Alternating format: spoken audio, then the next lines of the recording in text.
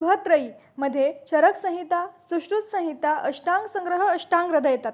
तर लघुत्रयीमध्ये भावप्रकाश, माधव निदान, शारंगधर यांचा समावेश होतो. चरक संहितेमध्ये 8 स्थान आहेत. 8 स्थानांची आपल्याला ट्रिक दिलेली आहे, ते पहा. त्या अगोदर स्थानांची नावं पाहून घेऊ. सूत्रस्थान, निदानस्थान, विमानस्थान, शारीरस्थान, इंद्रियस्थान, चिकित्सास्थान, कल्पस्थान, सिद्धिस्थान. हे स्थान लक्षात ठेवायला इझी जाव यासाठी ही ट्रिक आहे, पहा. सर्वात स्थानांच्या सुरुवातीचा अक्षर सु, नी, वी, शा, ई, ची, क, सी.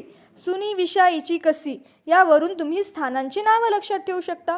तर ह्या स्थानामध्ये कोणकोणता विषय दिलेला आहे ते सुद्धा इथे दिलेले पहा. सूत्रस्थानामध्ये दिलेले आहेत मूलभूत सिद्धांत आणि त्यातील अध्यायाची संख्या आहे 30.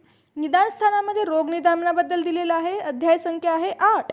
विमान स्थानामध्ये प्रमाण विज्ञानाबद्दल अध्याय संख्या आहे 8. शारीरिक स्थानामध्ये शरीर विज्ञानाबद्दल अध्याय संख्या 8. इंद्रिय स्थानामध्ये अरिष्ट विज्ञानाबद्दल 12 अध्यायांमध्ये आहे. चिकित्सा स्थानामध्ये चिकित्सेबद्दल दिलेले आहे 30 अध्याय आहेत. कल्पस्थानामध्ये भैषज्य कल्पना आणि 12 अध्याय दिलेले आहेत. सिद्धिस्थानामध्ये संशोधन चिकित्सेबद्दल दिलेले आहे, अध्याय संख्या 12 आहे. असे चरक संहितेमध्ये टोटल 120 अध्याय आहेत.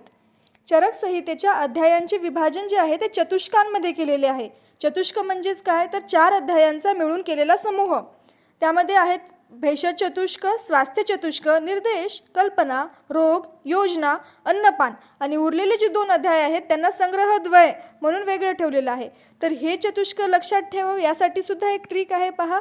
सर्वात सुरुवातीचं लक्ष भे, स, नी, क, रो, यो, अन्न आणि संग्रहद्वय.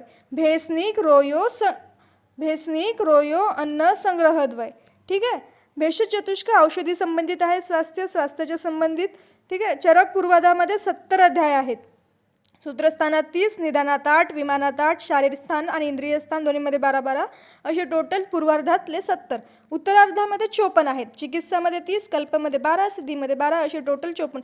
पूर्वार्ध आणि उत्तरार्ध मिळून एकूण 120 अध्यायांची आहे चरक संहिता. ठीक आहे. याबद्दल काही डाऊट असतील तर तुम्ही कमेंटमध्ये विचारू शकता. Thank you so much.